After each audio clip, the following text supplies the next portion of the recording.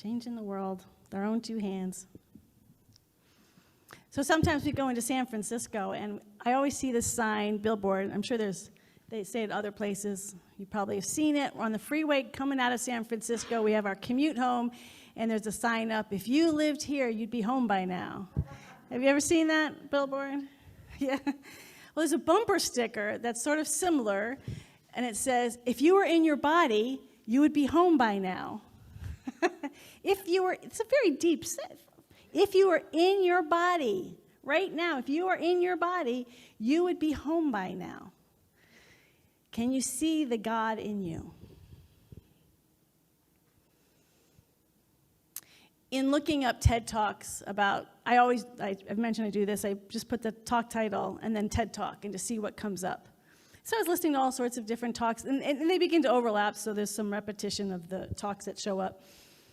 Plus, I've been doing a lot of my own searching. I've been in New Thought basically my whole adult life. So I've really been enjoying looking and exploring different perspectives than New Thought perspectives and getting involved in that. But it was interesting because as I've been looking at these perspectives, I've begun to notice how much principle is part of who I am, and it's just there. And I take it for granted. And I was listening to all these talks, and they would go, it was interesting, they would look at Christian, Jewish, Muslim, Buddhist, Hindu, indigenous, humanist, atheist, all these different perspectives. And I'm like, well, where is the perspective of principle? Like, for us here, we recognize and understand this principle life. And so New Thought goes beyond just the New Thought religion. There's people like Marianne Williamson, Neil Donald Walsh, Deepak Chopra. They're practicing, and really Wayne Dyer, they're all sort of articulating these New Thought principles, and I think have been impacted by these New Thought principles. They may not always give credit to the tradition that's really started in the United States in the 1800s.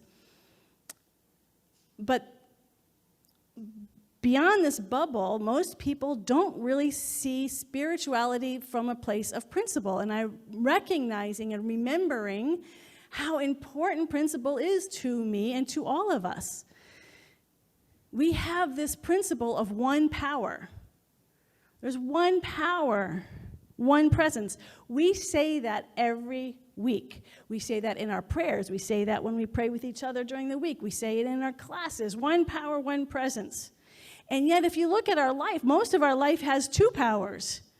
You know, we want something more than we want something else. Well, if there's only one power, how can we want something over something else? Why would we prefer this over that? Why would it matter if we're manifesting a car or a house or a world that we want? If it's all one power, why does all these things matter in the relative world? So we want the both and. There's always the both and paradox, the absolute and the relative. But what I think starts to happen is we actually lose our understanding of what the absolute is. In acknowledging always this realm of the relative and the degrees and the variations, we forget the power of the absolute. There's one power. There's one presence. So we can look at Joni Davis, who sings here. She posted something on Facebook of the cosmos, and I'm sure you've seen something like it, where just you start with Earth, and Earth is so big, but then you go bigger into our solar system, and then to the galaxies, and then the galaxies beyond the galaxies, and the ever-expanding universe, and our Earth. You can't even see our Earth stops even showing up on the picture, and you really can feel the expansiveness, the vastness beyond what our human mind can conceive of this extraordinary cosmos in which we live. But all of those things are still in time and space. Maybe multi-dimensional time and space, different time and space shifts as you move out of the Earth atmosphere. But if there is form, if there is a visible form, you are still in the world of the phenomena. You are still in the world of the relative. You are still, not you, we are still in the world of the relative, in effect. That no matter how vast and amazing and extraordinary these multidimensional worlds are, they're still in this world of time and space, multidimensional time and space, the world of effect. That spirit itself transcends all time and all space. That's an extraordinary point. And so there's this one power, one presence, and it's unified. You can't multiply, you can't add on to it, and you can't take away from it. There's an isness to it, and that's the principle. It's an is. One power is. All this stuff happens inside of the isness, but it is. So I mentioned before how much there was this moment when I was reading Thomas Troward. Thomas Troward was a New Thought thinker at the turn of the century. He was the first president, I believe, of the International New Thought Alliance. And he was a New Thought guy, but he got a lot of his ideas from India. He was a judge. He was an British English judge in India. So he learned the cosmology of Hinduism. You will see a lot of Hindu cosmology in our own cosmology, because Ernest Holmes was deeply and powerfully impacted by Thomas Troward. So I was reading Thomas Troward, and I've mentioned it before, but I thought today I'd actually bring the passage today, rather than just refer to it. Because I was taking the Roots class, and I'm reading Thomas Troward, and I get to this point, and I'm just like it was everything. So I'm just going to, rather than try to summarize. Well, first of all, for those of you who know Thomas Troward, because he's a judge, he's very long-winded and makes things, to say the least, he is hard to read. So I hope that, I only picked out a tiny bit. So the preface to these sentences are, he was talking about unity, that because there's a single unit, that's all there is a single unit, and everything is in that single unit. He talks about space. If you have an idea, it contains everything. The idea does not have time and space. The form does. So space is an extension out into the world. That's what space is, extension. And time is a measurement in time, in form. Time has no meaning beyond form.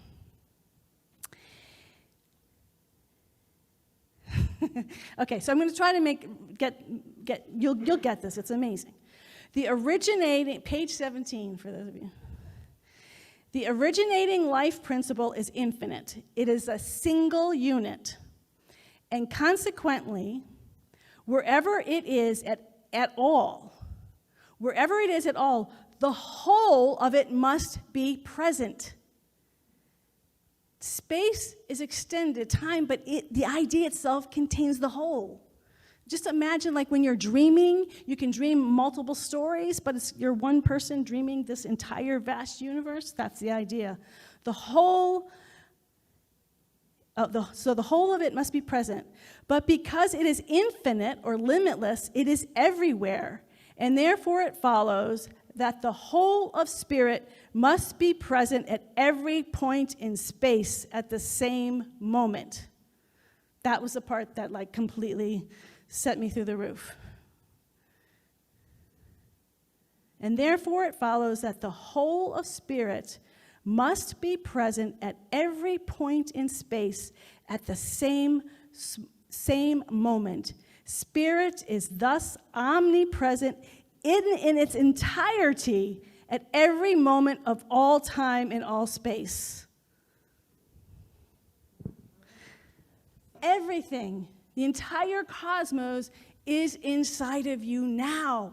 When I read that, man, I just jumped out of my chair and I started walking around my living room like I don't need anything. I don't need to go out to get anything. I don't need anything in the future, in time. I don't need to fix the past. Everything is right now in the midst of us. This is not a theoretical concept. This is a living reality. The entire cosmos is inside of us. How exciting is that? The entire cosmos. Do you see the God in you? Do I see the God in me? That when we say God, there's so much like that. Even I have to say, even when I say, I like the word cosmos because God even has started to sound small to me. That's why the cosmos, this vast thing that we can't even begin to humanly imagine, all of it is inside of our heart. And so when we start seeing what is the God in me, we are singing, how to make the world a better place with our own two hands, that when we are in our body, when we are in our beingness, and to recognize, that's why we have this moment of stillness, because when we're still, when we move beyond time and space, we suddenly allow the cosmos to be recognized in our very being. And we walk through the earth much differently. Do you see the cod in you?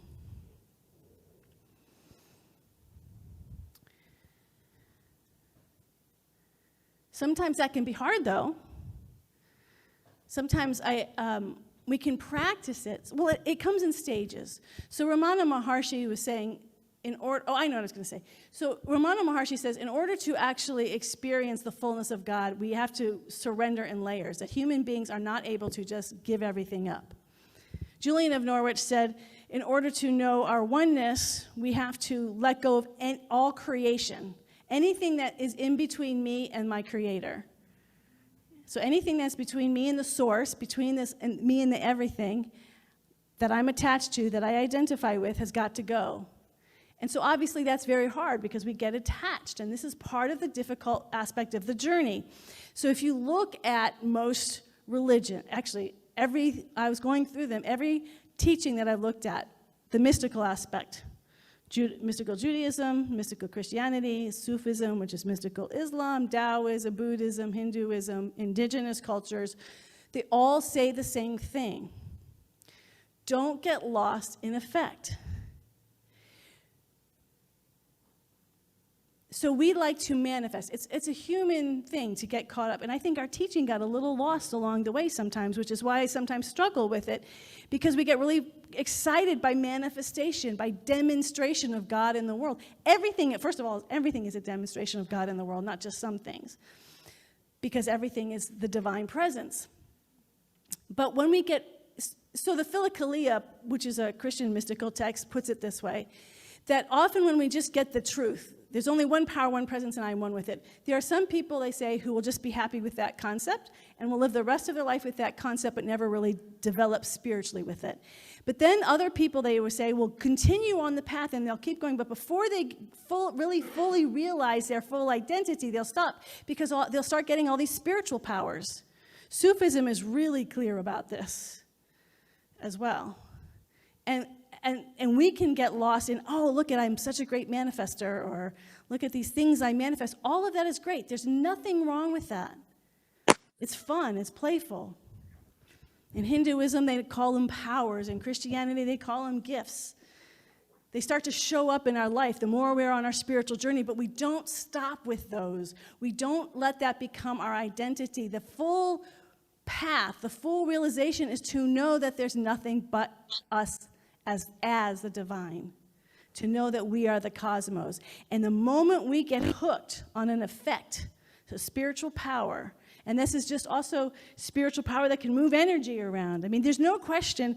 I was watching a documentary. They have a festival in India every 12 years at the Ganges, and they took a documentary of it, and they had all these spiritual teachers who did crazy stuff. Bury themselves alive, lie on a bed of nails, just some horribly painful stuff. And so it was like, cool, I guess. They had spiritual powers, but the thing is, they couldn't do those things unless they had a pretty high vibration. Because I thought I was sort of judging it, like, big deal. But when I turned off the documentary, I could feel myself buzzing. That in order to be able to do those things, you have to be at a higher vibration, and that's why they say people get really drawn to it. They're not beginners. To be able to start manifesting and demonstrating and having these powers, you have to be vibrating at a pretty high spiritual level. And then we get, as the Philokalia will say, is we get arrogant. We're like, look at what I can do. And that's where Sufism really is clear, that with these spiritual powers comes a lot of sort of arrogance, which immediately gets us into separation again. Look what I can do, and I can. I'm at a really high I'm a really high vibration, and because I'm at this high vibration, I can do these things. I can almost manipulate other people, or at least impress them, and get followers and become a spiritual teacher. But the spiritual teachers that we want are the ones who have let that go, that attachment to it. It doesn't mean they don't have those powers, but they're not attached or identified with that because they want the purity of pure spirit. Whereas is again what Julian Norwich said, there's nothing between me and the Creator. No powers that I have, nothing, no gifts, no talents, none of that is my identity. See, it's all about identity. Can you see the God in you? And it's harder to see the God in you if you're looking outside of yourself, if you're looking at your roles, if you're looking at your powers, if you're looking at your gifts and your talents. Those are all the extra. Those are all the added things unto you. To see the God in us, we have to let go of our identity with all of that. Can you see the God in you? And then I had there was a practitioner I knew, and she was very rigorous on her spiritual practices, and her main meditation practice was vipassana, or mindfulness meditation. And people could feel that space around her. So she had a lot of clients. So she manifested a lot of clients. She had that space. But she couldn't see it in herself. This is an interesting problem. So she would say to me, I don't know what people are seeing or feeling around me. It was very obvious to me, as well as other people, because she was doing these spiritual practices. She was living the principles. She was practicing oneness. But in her identity, she was still the human being, not enough. And so it actually created a lot of chaos, not only in her, but in the people around her, because she, on the one hand, was operating with this light shining through her, but she couldn't see the God in her.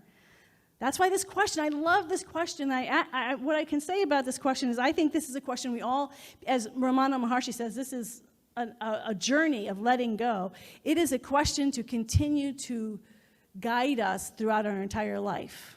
Can I see the God in me more now than I did 5 years ago? Some of you have been coming here for more than 5 years. Can you see the God more in you now than you did 5 years ago? Have you let go of enough things that you can actually experience that God within you? Because seeing it for ourselves, being able to see, other people might see it, like that practitioner, so many people saw it in that person, came to her as a practitioner because of it, but she could not see it herself. So that's why this question is so good. Can I see the God in me? Can I stand in the truth of who I am? You get that? Get the power of you seeing who you really are, that you're not here to play small, you're not here to constantly apologize for all your limitations and weaknesses, because that's the other piece. That doesn't mean we do spiritual bypass. It doesn't mean we don't have incredible weaknesses. It doesn't mean that we don't have a shadow side. And I'm assuming most of you know a shadow side is just the shadow side is a part of ourselves that we don't like. And it could be big, some big things that we don't like. It could be small, like I like to control things, or I'm just feel unworthy. And that's not small, but that could be this ever-present, I just don't feel worthy. And so we have trauma, and then we have the big things, trauma. So many people have gone, so many of us have gone through trauma. I have a friend who's been on the spiritual journey forever, and she's really, I shouldn't say gender, they were really doing a lot of trauma work lately, and suddenly their spiritual work finally got even deeper because they were dealing with themselves on the relative level. So none of this is about spiritual bypass. Saying there's only one power, one presence does not deny the challenges that we have in our life. To see the God in me does not mean I am perfect. I've never met even the most awake spiritual teachers who don't have huge imperfections. But I've noticed one thing about those teachers. Those imperfections do not define who they are. It brings humility. They know that they're not perfect. They know that they have these challenges, but it does not define how they show up in the world. It does not define them from helping the world with their own two hands, without giving their gifts. I remember, and I'm going to say this, I think I might have mentioned this before, but one of the spiritual teacher who was a male, said about women is he said, the problem with women on the spiritual journey is they spend so much time criticizing themselves that they never let their power of the light within them shine. Because we want to be authentic. And, well, authentically, I feel like I don't have value. I don't feel like I'm very strong. And that was what this practitioner was. She did all her spiritual practices. This energy was all around her, but she still could not see the God in her. And I think there's this level of humility means not owning our strength. There's a golden shadow where we don't own our strength, where we don't own our light. That's called the golden shadow. I know who I am, and I can stand in it. So it's why I love Shunryu Suzuki, and it's not really him, it's Zen, which says all the perfection of the universe is in the imperfection as well. It contains all of it. So all that I am as a human being in the relative world is in the one power and the one presence. It's not the one power and the one presence over here, and that's all good, and all the bad stuff is over there. Two powers then, right?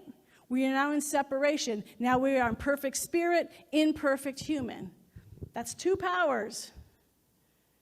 This is so deep. It's so easy to say every single week, all the time, one power, one presence, but to really go into the depth and the richness of this one thought, one power, one presence, one source, one life. It includes everything. So imagine the entire cosmos. The entire cosmos has explosions. It has things that are being destroyed all the time, and it's rebirthing.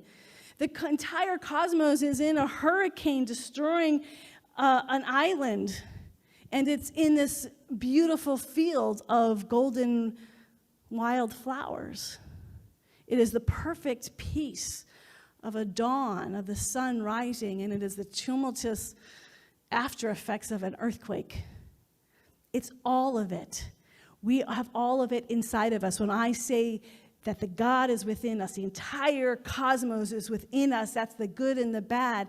And the Spirit is big enough to hold it all because it transcends it all. It includes it all, and it transcends it all. So your entire being, your weaknesses, your not enoughness, your strengths, all of that is included in this vast presence that is timeless and spaceless and is one. Is one. I was playing with the mantra I am, which is a very simple mantra. All these things are just so simple. So I was just going in breath I, out breath M.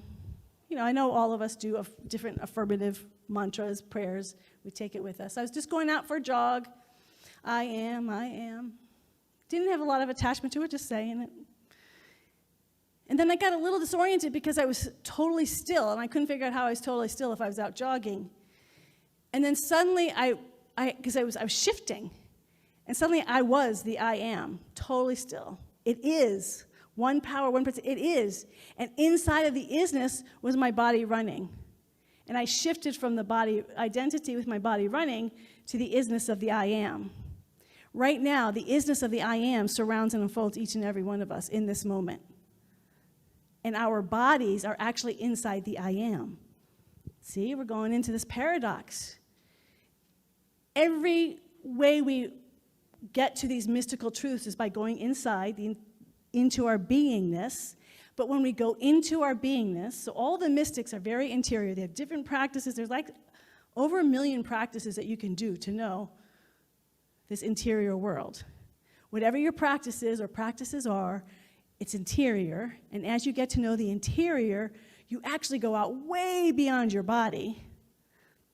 Because our body is, little fingernail compared to this I am. And so you go inwardly to go out, and then in that outwardly, it includes the inward. It's this beautiful paradox of and there's no separation between that which is within us is external to us and that which is external to us is within us, because there's no separation. There's not two, there's one.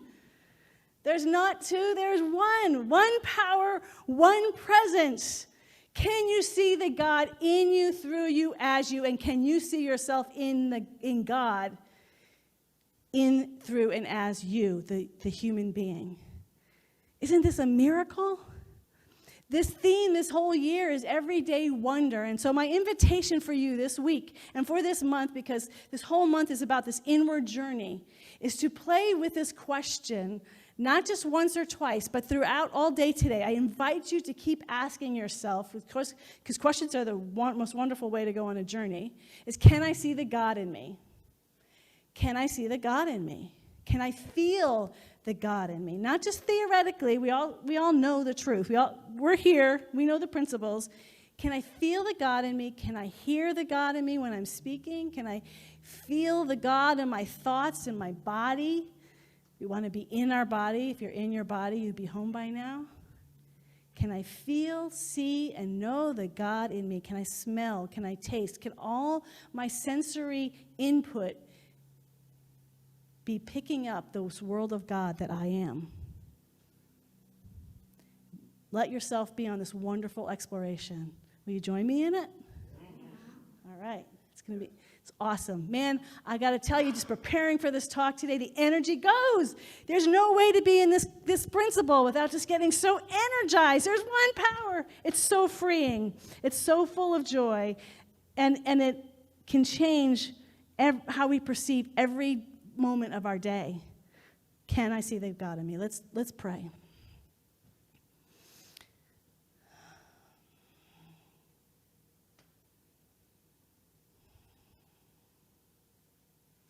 So let's feel into that body as we begin our prayer, taking that deep breath.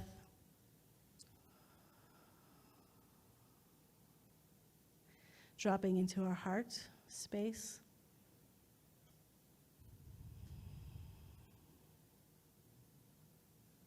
And as we feel into our body, into this present moment, because our body can only be in the present moment, the breath is in our present moment. The breath is not in the future, it's not in the past, it's right now. And as we are fully present in our heart and in our body, we recognize within us, there is something that is in the present moment, but also includes the past and the future. That includes all time. All the time that has ever been to the Big Bang from 30,000 years in the future includes everything. Includes all the multi-dimensions of time. All the ways and variations that time shows up in this incredible grand cosmos. It's all right here, right now, in the center of our being. All the space, all the planet Earth, and through its entire evolutionary history, this beautiful Earth and solar system and the cosmos that continues to evolve, this whole grand cosmos our minds can't conceive, but it's all right here in our heart. Pure love has birthed all of this. It is the source of all of it. And how great it is just to let all of that go and know that in the midst, behind all of this vastness, is this purity that transcends time and space, that transcends all form, that transcends all effect. And yet it's right here in the center of our being, and it includes the entire cosmos and transcends it. We are the life of pure spirit. Spirit is the pure life of us. The wholeness of God is in every moment that we breathe. It is right here and right now. There's nothing missing. We can never add on to the love and to the wholeness and to the perfection of spirit that is at the center of our being. We can never take away. There's nothing that we could ever do in this world of form that could limit or take away from this pure spirit, this one power and this one presence. We are utterly and completely free right now.